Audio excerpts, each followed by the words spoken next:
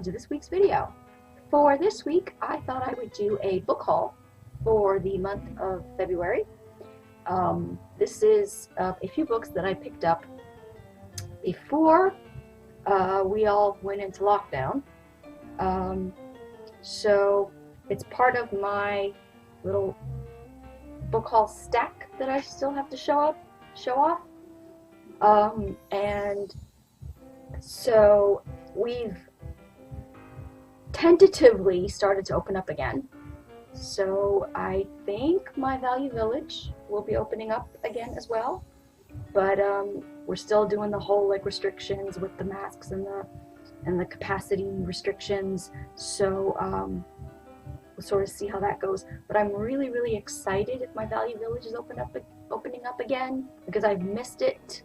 But at the same time, I still have a nice little pack of books to show off to you guys from when we were in the lockdown and I wasn't buying any new books. Yeah, so we have 1, 2, 3, 4, 5, 6 books to show off today. Thought I'd do them in maybe batches of 5 or 6 to sort of get through. Just so I don't do them all in one video, because that'll be like a 2-hour video, which I'm fine with. I love long videos, but I think that'd be a little too long to put up on here. So let's get started. We have our first book is by Sophie Jordan's The Duke Effect it's a Rogue Files line, and it had the price sticker right over the couple, so we'll take that off and show off the cover. Very pretty cover. They're having sex in a windstorm or something, because her hair is but his sort of seems a little too, so it's that whole 2 different wind directions that they like to do on romance covers. No insert cover though, which makes me sad. But let's read the back, shall we? She doesn't care about love. Despite being surrounded by her happily wed sisters, Nora Langley prefers botany to ballrooms and would rather spend a lifetime in her laboratory than consider affairs of the heart. An expert herbalist, Nora has been masquerading as her late physician's father for years, dispensing the invaluable medical advice. Oh, so she's kind of like Dr. Rawlings, Claire in Outlander. She corresponds with people all over the world, including an old army colonel. But when the man shows up on her doorstep, he is nothing like she expected. He is young, handsome, heir to a dukedom, who suddenly threatens everything she holds dear. He only cares about duty. Constantine St. Clair, what a name, I love that name, arrives on the Langley doorstep in a desperate bid to save the woman who raised him, the Duchess of Birchwood, only to discover that the venerable doctor he expected is a bold and lovely charlatan. Excuse me. Furious at the deception. Why? She's a charlatan just because she's a woman doctor? So her advice can't possibly be real? He vows to reveal her secrets. Determined to prove her skills, Nora promises to save the Duchess in exchange for Con keeping her secret. Con reluctantly agrees, and soon learns Nora's brilliant, headstrong ways are throwing his carefully controlled life into chaos. Good. What happens when the rigid soldier begins to lose his grip on his heart? He develops happy pants for her. That's what happens. So yeah, looking forward to that one. One of my favorite authors, Macy Yates. I love the few Harlequin Presents that she did. And this is a standalone. It's a Harlequin, but it's a standalone Wild Ride Cowboy. This is her cowboy series. I know she has a few, and I have a few of her cowboy titles in my TBR as well. So they're doing it in the rain. Don't tell that, but yeah. Putting down roots in Cooper Ridge was never Alex Donnelly's intention.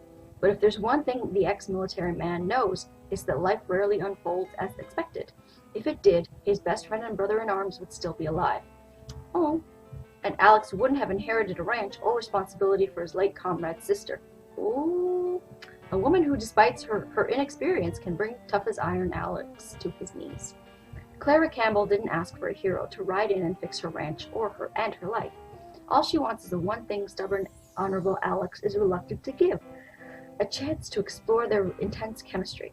But Clara has a few lessons to teach him too, about trusting his heart and his instincts and letting love take him on the wildest adventure of all. That looks like fun, and I really enjoy Macy Yates's books. I also enjoy, I also enjoy our dearly departed, unfortunately, Penny Jordan and her Harlequin Presents.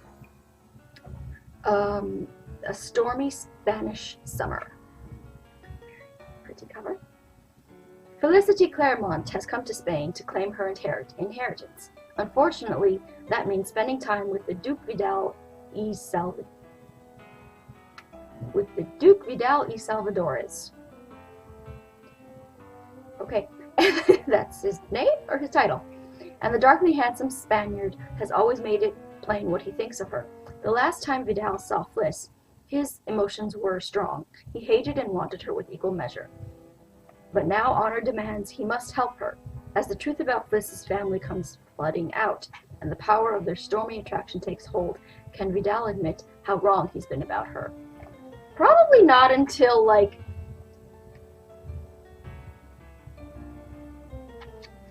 that page. Probably not until, like, this, like, last page. That's when I suspect he'll admit it. But that's okay. They're inappropriate, and a lot of the time, but I love them. I love Harlequin Presents line. It's my favorite line of Harlequin. Next is another Harlequin Presents, and it's Sandra Martin, Raphael, but it's a lot of F's and a lot of E's. Raphael taming his tempestuous virgin. And Raphael is spelled really weird. But we'll go with it. Raphael Orsini didn't want a wife. Oh well.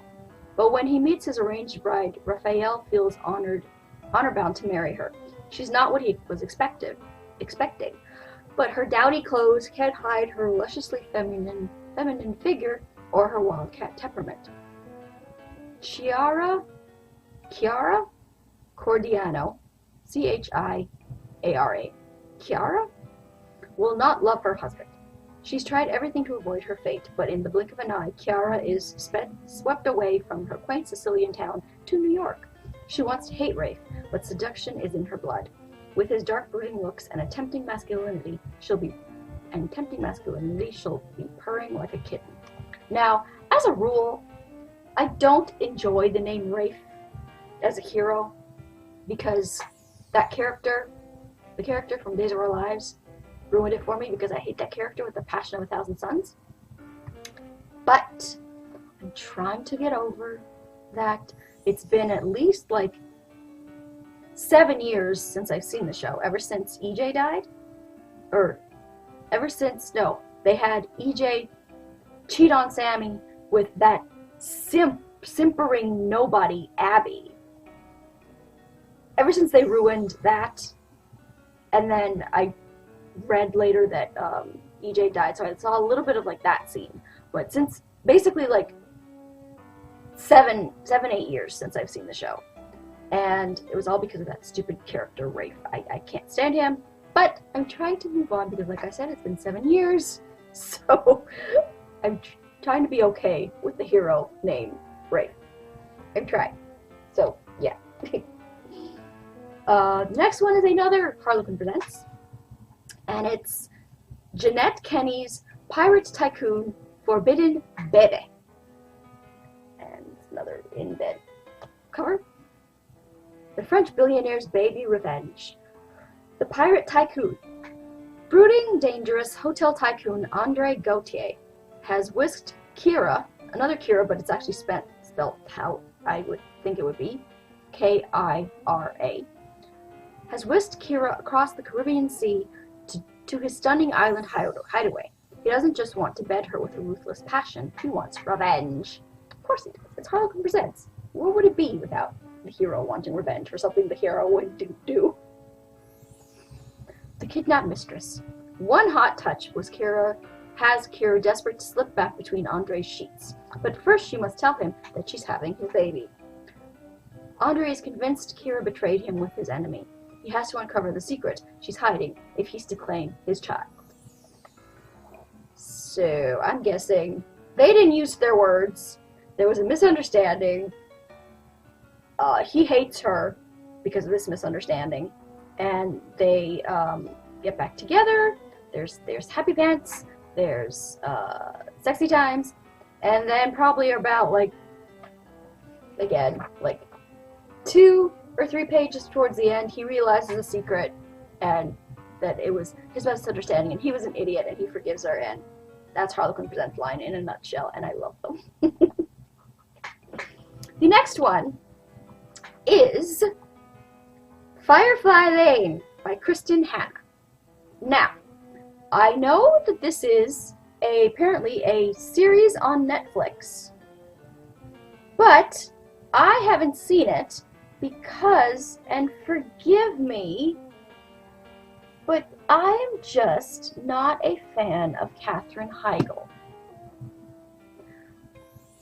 The only reason I watched, she made a movie with Josh Duhamel where they like inherit a baby, and the only reason I watched that was because Josh Duhamel, who I love, and I loved the movie. It was a great movie. She was great in it. And the only reason I watched The Ugly Truth was because Gerard Butler. And I love the movie. She was good. But I'm not a fan of the actress. I'm not a fan of the actress ever since there was a short interview thing that she did, or like somebody, the press walked up to her at some time and was talking to her about why I think it was Grey's Anatomy, that's where she was from, wasn't nominated for an Emmy or something.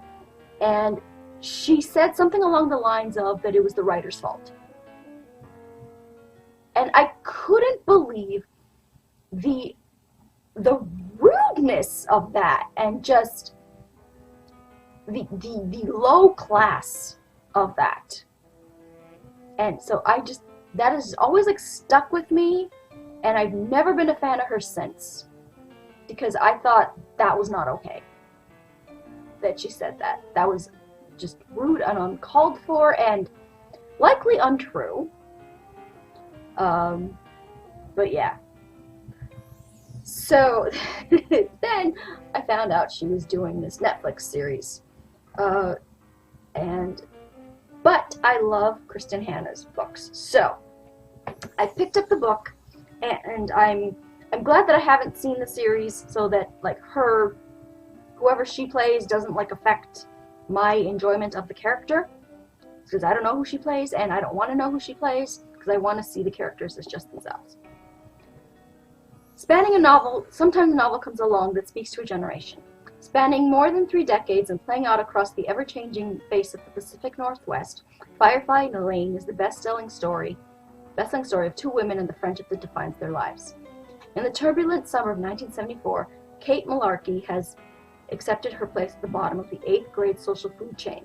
Then to her amazement, the coolest girl in the world moves in across the street and wants to be her friend. Tully Hart seems to have it all: beauty, brains, and ambition. On the surface, they are as opposite as 2 people can be, but they make a pact to be best friends forever. By summer's end, they've become Tully and Kate, inseparable. For 30 years, Tully and Kate are there for each other, weathering the storms of friendship, jealousy, anger, resentment. They think they've survived it all until an unexpected betrayal puts their bond to the ultimate test. So, I love Kristin Hannah. I love stories about best friends across decades. Those like kind of like epic sagas like that.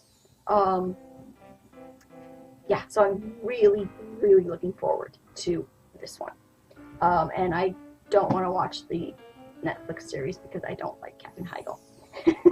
But I love Kristin Hannah, so I will read the book.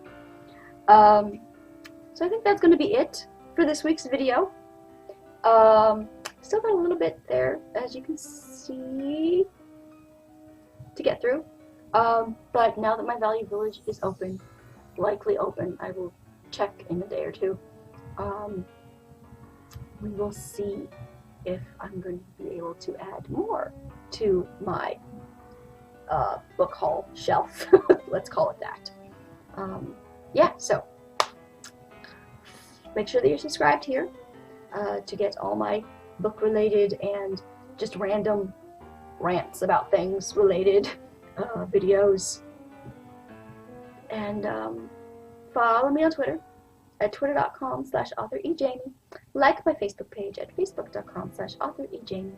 And I will talk to you guys next time. Bye!